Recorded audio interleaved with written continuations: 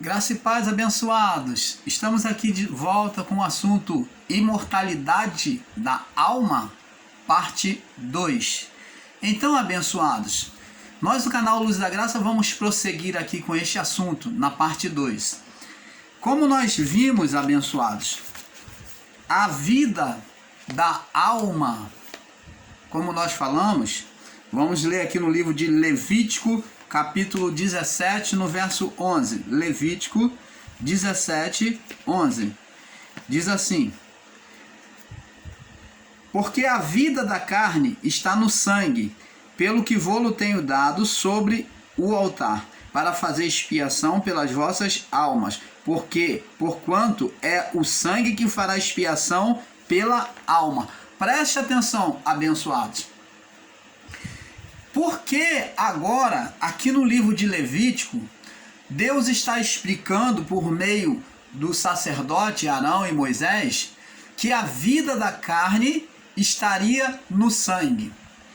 Porque pela condenação espiritual em que o homem se colocou, existem ensinadores em graça que ensinam dizendo que no espírito não havia condenação.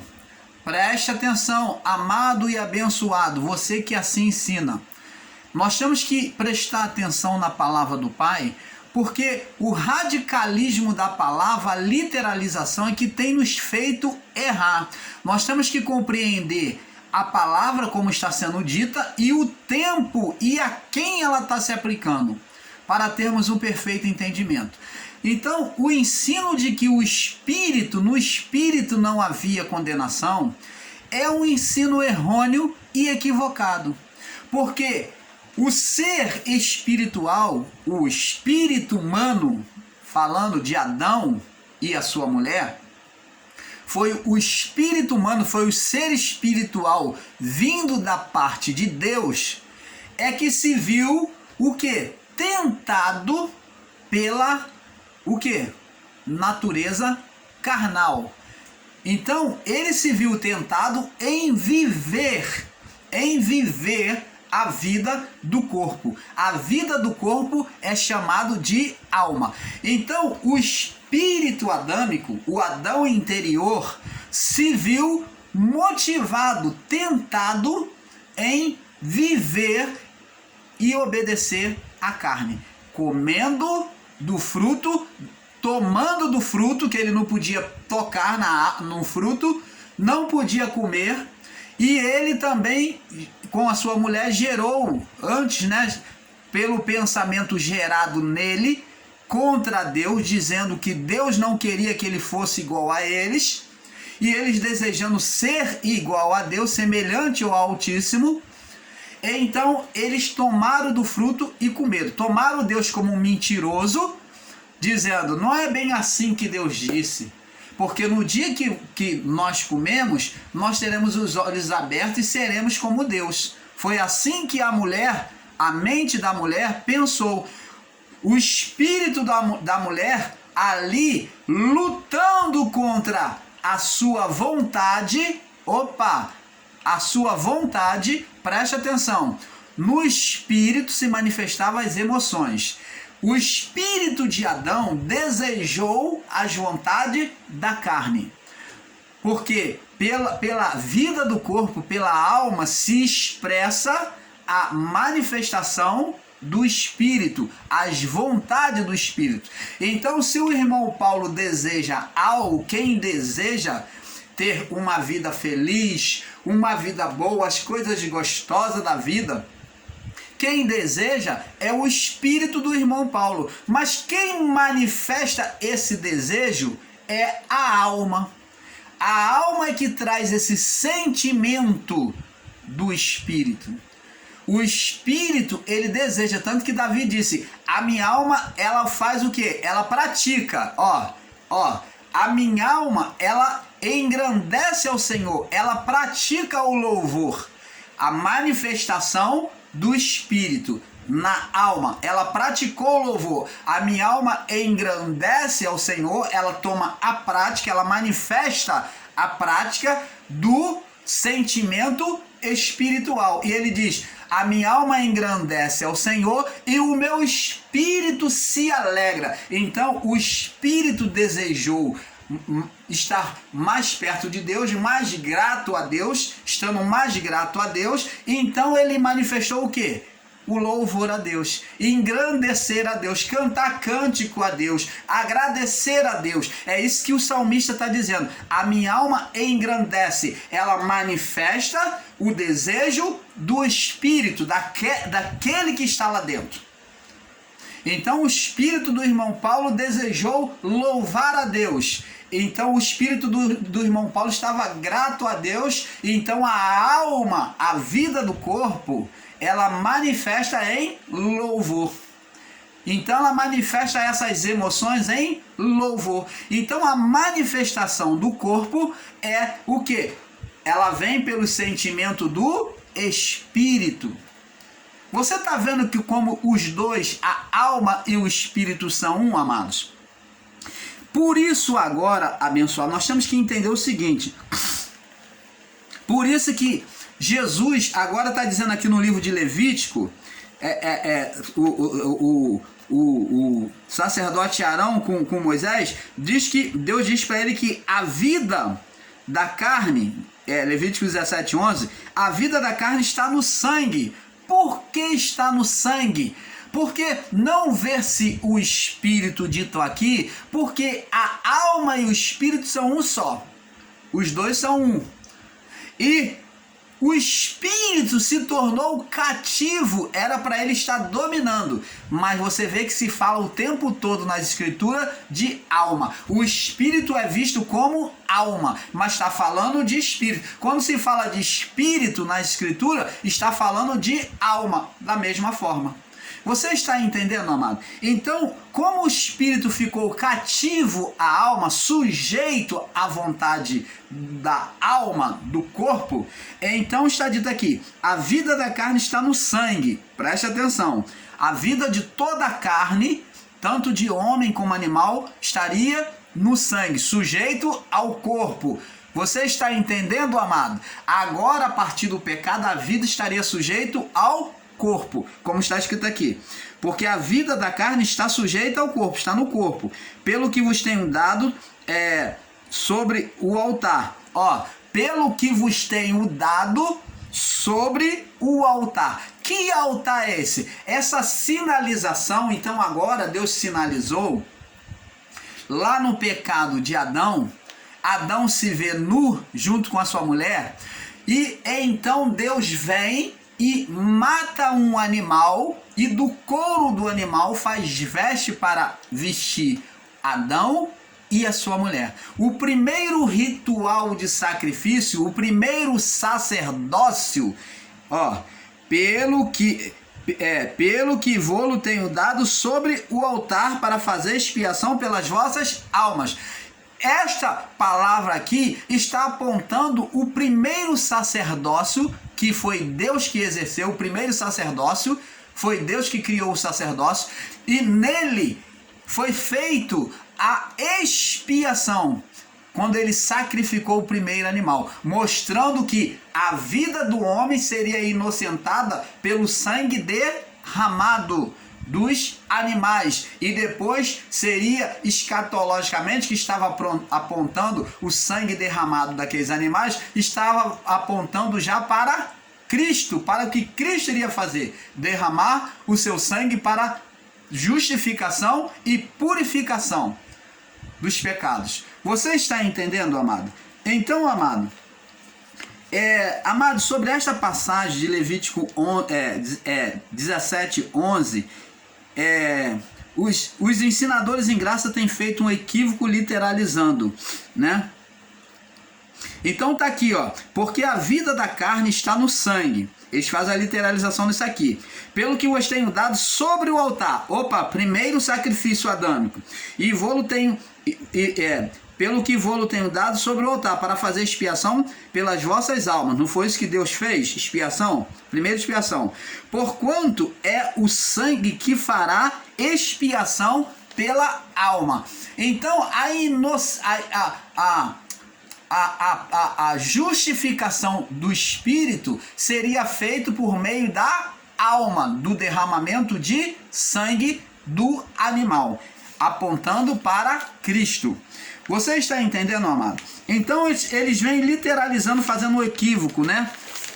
Amados, quando a vida quando diz que a vida da alma está no sangue, onde eles pensam e afirmam que o homem não tinha o espírito, é uma literalização, considerar que o homem não tinha o espírito, porque a vida da alma está no sangue. Então fala assim, tá vendo, amado? Aqui, ó, era no sangue, era na vida do corpo, então o homem não tinha espírito. Mas isso daí é errôneo, porque alma e espírito andavam juntos. Mas nós vamos ver lá na frente que eles vão ser separados. Nós já vamos estudar sobre isso. Mas a palavra está dizendo que o sangue era sustentação da vida do corpo, mas a vida estava no espírito, sim. Pois esta palavra apenas demonstra a condição do espírito que estava cativo à alma. Um espírito morto para Deus e subjugado à alma, escravo, servo da alma, quando era para ser o dominador, né, a expressão de Deus por ele. Então agora quem vem se expressar? A vida do corpo. Pela vontade da vida do corpo é que a vida seguiria, e não pela manifestação do Espírito. Era para ser pela manifestação do Espírito, a vida humana na criação, mas ela se deu pela manifestação da vida do corpo, da alma. Então agora nós vamos ver que Deus vai ter que fazer uma reparação. Ele já apontou lá no sacrifício, né, como Levítico 17:11 afirma, e vemos lá no livro de Hebreus que Jesus, lá no livro de Gênesis, que Deus faz o primeiro, Gênesis 3:21, né, que Deus faz o primeiro ritual de sacrifício apontando para Cristo. Amados, observando a sentença de condenação de Deus, observando que a sentença e a condenação de Deus seria pela alma, seria para a alma, para a vida do corpo, onde a condenação do espírito seria a separação de Deus, né? Como Deus falou, e certamente morrerás, se comer do fruto certamente morrerás. Então a condenação do espírito seria a separação de Deus, pois os espíritos estariam maculados, né? Manchados pelo pecado adâmico. Então todo ser partido de Adão passou a ter o que? A separação de Deus, o Espírito. Abençoados, a manifestação do Espírito se dava pela alma. Então, abençoado, deixamos a pergunta aos que dizem e ensinam que nunca houve condenação no Espírito. Então, existem ensinadores em graça, com o seu literalismo de ensino, que diz que, amados, porque o Espírito, aqueles que afirmam sobre a existência do Espírito de Deus, são outros, né? Porque uns não creem, eles creem que o homem apenas tinha alma, não tinha espírito, até a cruz, né? Ou até o juízo. Mas outros dizem que o espírito do homem, que o homem não tinha condenação no espírito, que o homem não tinha condenação no espírito.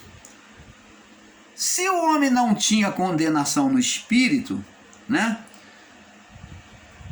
Eles dizem que o homem não tinha condenação no espírito, porque o espírito procedia de Deus. Pois, por que então os espíritos que procediam de Adão, a pergunta que nós fazemos, o canal Luz da Graça, por que então que os espíritos que procediam de Adão não subiam para Deus? Ninguém chegou antes de Cristo. Por que eles, na sua morte do corpo, na separação, por que os espíritos não subiam para Deus, ou as almas, como você preferir, porque os dois estavam juntos e permaneceram juntos, por que as almas não subiam para Deus? Mas você vai me dizer, não, irmão Paulo, lá em Apocalipse diz que as almas iam embaixo do altar. Embaixo do altar não significa dizer que elas estavam na presença de Deus. Debaixo do altar é estrado de Deus. A palavra de Deus diz que a terra é estrado dos pés de Deus. debaixo do altar é embaixo dos pés de Deus. Não significa dizer que adentraram os céus. Ninguém, nenhuma alma ou espírito subiu para Deus antes de Jesus ressuscitar.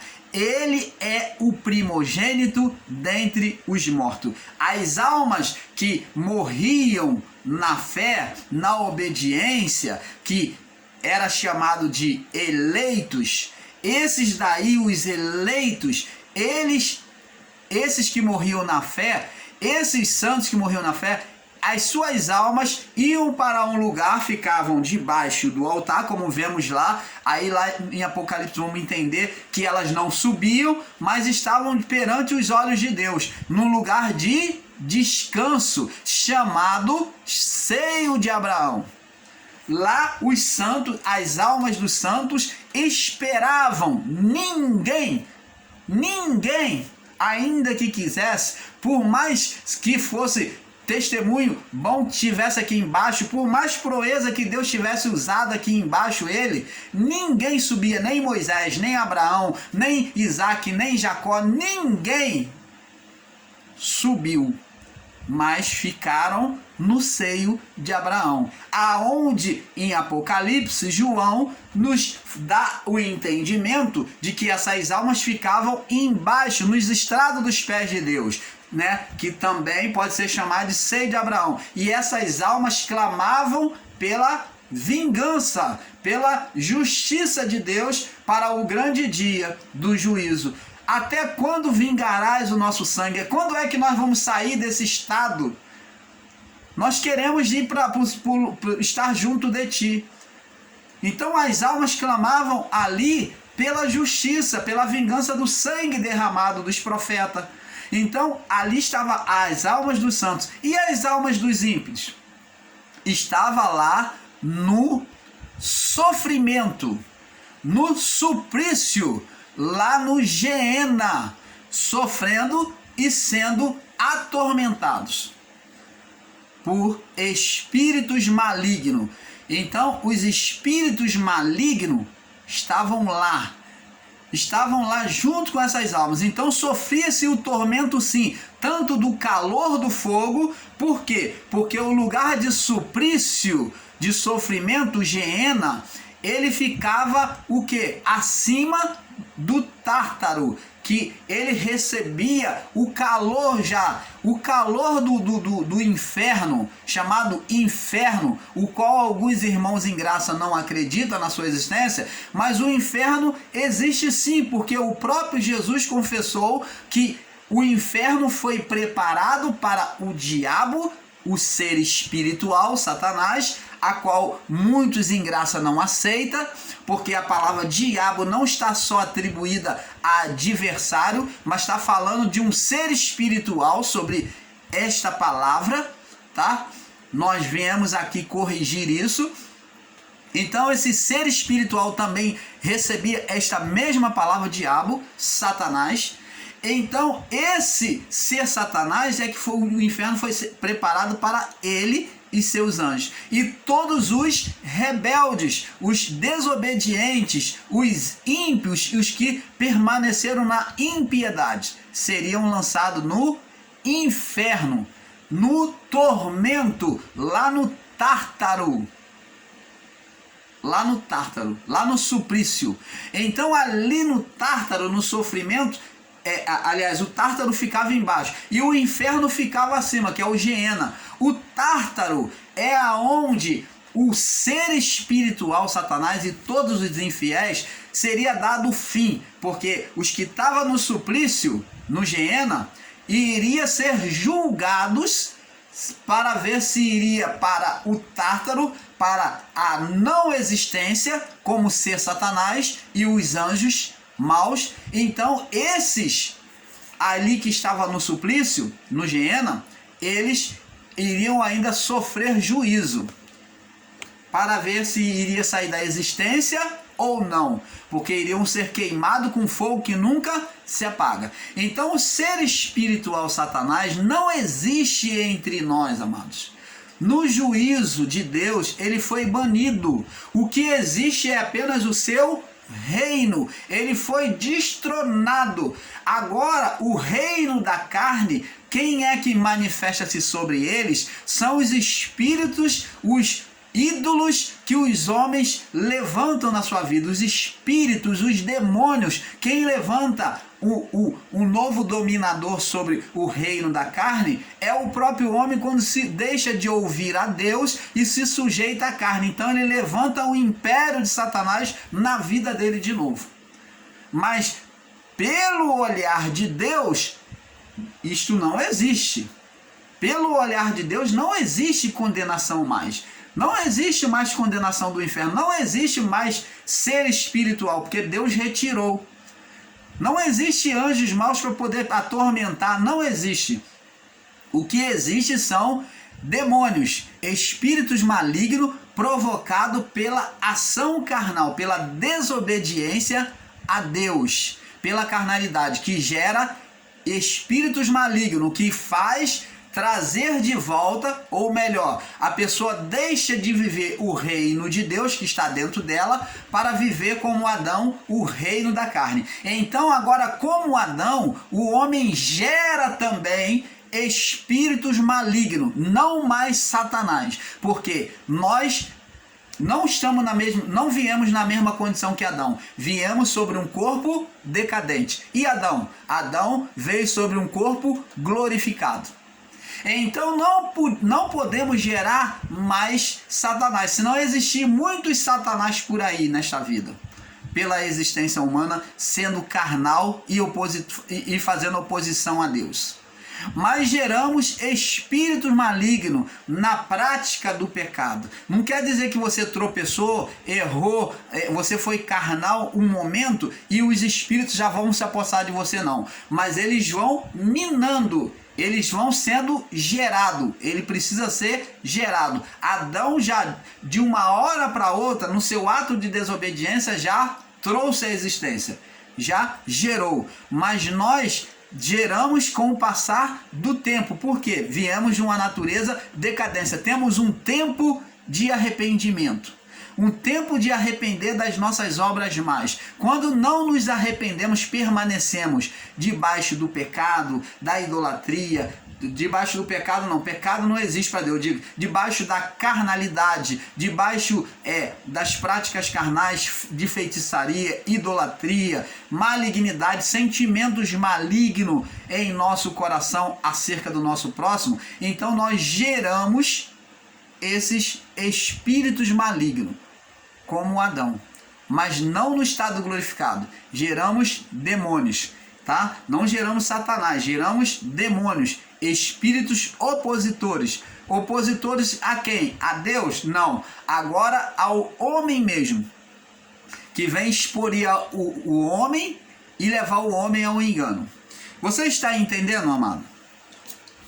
Abençoado, agora vamos agora entender agora. Vamos lá no livro, né? Nós lemos aqui no livro de Levítico, capítulo 17 e 11. Vamos ler agora no livro de Marcos. Vamos compreender Marcos, paralelo a Levítico 11, livro de Marcos, paralelo a Levítico 17 e 11, livro de Marcos, capítulo 10. Olha o que Jesus diz.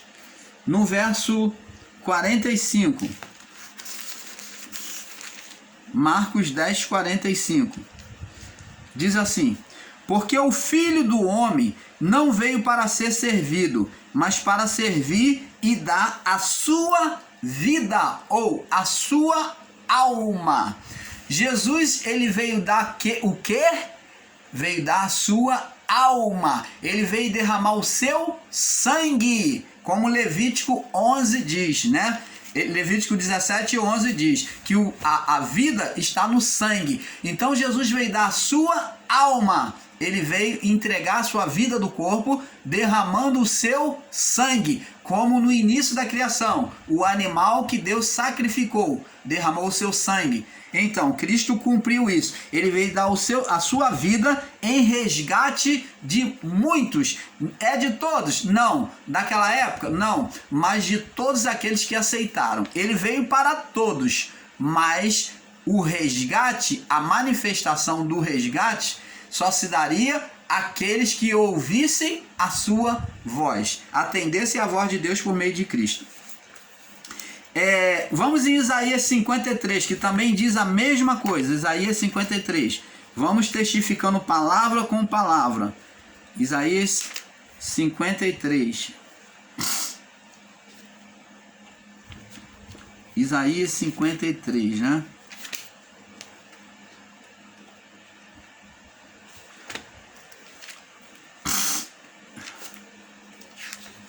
Isaías 53.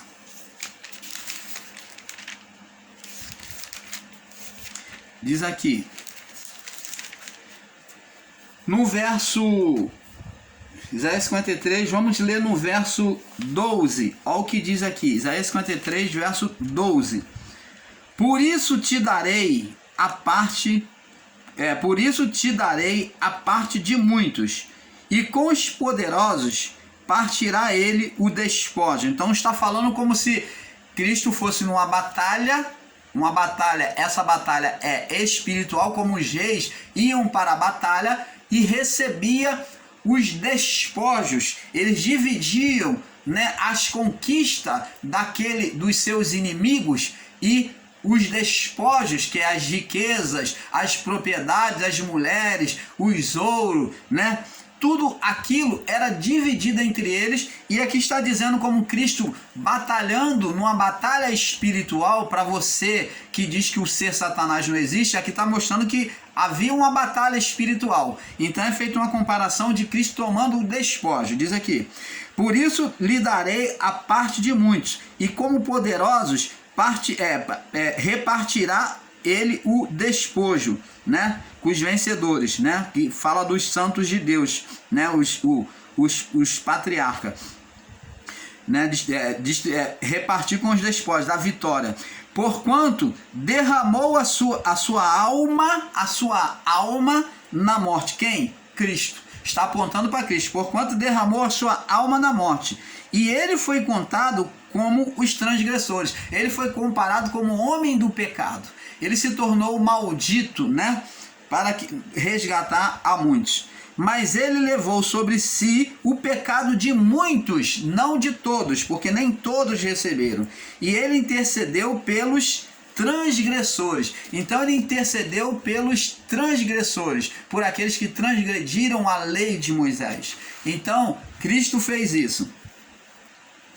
Então, amado, vamos agora entender que a inimizade de Deus, né, a sentença de Deus, a inimizade de Deus era com a alma. Vamos começar a entender que Deus não tinha inimizade com o espírito. O espírito ficou num estado de sujeição, de cativo à alma. Então, para corrigir, para trazer o espírito de novo para Deus, para tirar daquela condição de morte espiritual ao olhar de Deus, né, para os espíritos poder subir para Deus.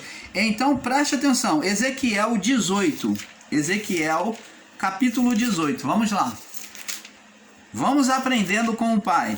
É um pouco aqui, um pouco ali. Ezequiel 18, no verso... vamos do verso 19, né? Ezequiel 18, 19. Vamos ler do verso 18 em diante. Se pai... 18 em diante. Seu pai, porque praticou a extorsão, roubou os bens do irmão e fez o que não era bom no meio do seu povo, eis que ele morrerá pela sua iniquidade. Vocês dizem, por que não levará o filho à iniquidade do pai. Então está falando, porque o filho está falando da sentença do pecado do pai, da hereditariedade, de o filho receber a sentença do pai, que foi ladrão, foi salteador, né? Foi assassino. Então eles estão perguntando por que o filho não recebe a iniquidade do pai. Por que não leva o filho à iniquidade do pai? Porque o filho procedeu com retidão e justiça e guardou todos os meus mandamentos e os praticou. Por isso certamente viverá. Então, o conceito que os discípulos até trouxeram um cego de nascença, eles tinham um entendimento errado acerca da lei, e então ele perguntou a Jesus: mestre, quem pecou para que ele nascesse cego?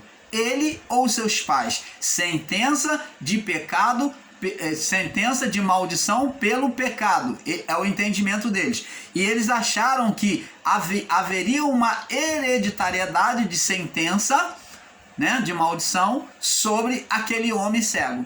E Jesus falou para os discípulos: olha, nem ele pecou e nem os seus pais para que nascesse cego. Mas isso se suceder é vir acontecer, vir numa forma natural da vida, ao acaso da vida, se sucedeu nele para que por meio dele se manifestasse a glória de Deus. Como existe até hoje acontecimentos na vida do corpo que a pessoa nasce defeituosa, nasce especial, nasce de diversas formas, né? Mas isso tudo são sucessão da vida que vem pelo acontecimento da genética. Então, não é que Deus é que colocou a pessoa cega, não é que Deus é que colocou a pessoa manca, ou torta, ou maneta, ou perneta, ou com defeito físico no rosto, ou com defeito físico na cabeça, no coração, em qualquer parte do corpo. Não, isso se sucedeu. Então, o filho não iria levar o pecado do pai. Aí diz aqui, ó, verso 20, Ezequiel 20. A alma que pecar, Ezequiel 18, 20. A alma que pecar, essa morrerá. Então, a vida que pecar, essa morrerá. Então, a partir do pecado adâmico, a sentença seria aonde? Pela alma. Pela alma. A alma que pecar, essa morrerá. O filho não levará a iniquidade do pai. Está falando de justiça divina, que Deus não ia punir o filho por causa do pai. E nem o pai levará a iniquidade do filho. A justiça do justo ficará sobre ele, e a impiedade do ímpio cairá sobre ele. Então quem era ímpio ia sofrer o castigo como ímpio. Mas diz aqui, ó, mas se o ímpio, verso 21, se converter de todos os pecados que cometeu, opa, você ensinador em graça, até que no período da lei, você que diz que, que Deus imputa o pecado, que a pessoa já foi sentenciada para ser ímpia, que Deus fez o ímpio, é um literalismo de palavra, que Deus fez o homem ímpio para ser ímpio, que Deus fez o homem para ser ímpio, mas a palavra de Deus diz que Deus fez o ímpio, mas não está escrito que Deus fez o homem ímpio, o homem para ser ímpio. Deus não fez o homem para ser ímpio. O homem se tornou ímpio. Então a palavra está dita: Deus fez o ímpio para o juízo, para o dia da ira. Mas está dizendo que aquele homem ímpio, no final de tudo, no dia da ira, ele seria sentenciado. Você está entendendo, amado? Está aqui, ó. Mas se o ímpio se converter... Ora, mas ele não é ímpio? Opa! Ele não é ímpio? Por que ele se converter? Então, não podemos literalizar a palavra ímpio dizendo que existe o homem ímpio. O homem, mesmo aquele que é justo hoje, ele agir impiamente amanhã. Mesmo que aquele que age com boas obras hoje, amanhã ele pode agir com má obra amanhã. Então, Isso não quer dizer, no literalismo, que a pessoa não possa mudar na sua conduta de vida. Ela pode ter feito obras más, mas ela, no momento da sua vida, ela pode ter contrição de espírito para com Deus e mudar, se converter dos maus caminhos e se voltar para Deus. Você está entendendo, amado? E diz aqui, se o ímpio se converter, se o ímpio se converter de todos os pecados que cometeu e guardar todos os meus estatutos e proceder com retidão e justiça, certamente ele terá vida, ele viverá e não morrerá. Opa, amados! Veja aí, você ensinador em graça, que fica pregando que Deus já criou o homem para ser ímpio, que o homem já vem rotulado com karma de ser mal. Você está desfigurando esse Deus criador, você está mostrando uma outra imagem que não é verdadeira para as pessoas no seu ensino, mostrando um Deus deformado, mostrando a imagem de um Deus deformado para as pessoas, meu irmão. Está na hora de mudar. Deus não escolhe, Deus nunca fez acepção, Deus nunca formou o homem mau, mas Ele formou o homem bom. A palavra diz lá no livro de Gênesis que quando Deus criou tudo, criou o homem, deu poder ao homem, Ele viu que tudo na sua criação, no sexto dia, então ele olhou, contemplou e viu que era muito bom. E então ele descansou. Ele fez o que? Descansar porque Deus estava cansado. Eu disse tanto haja que agora eu estou cansado. Haja isso, haja aquilo.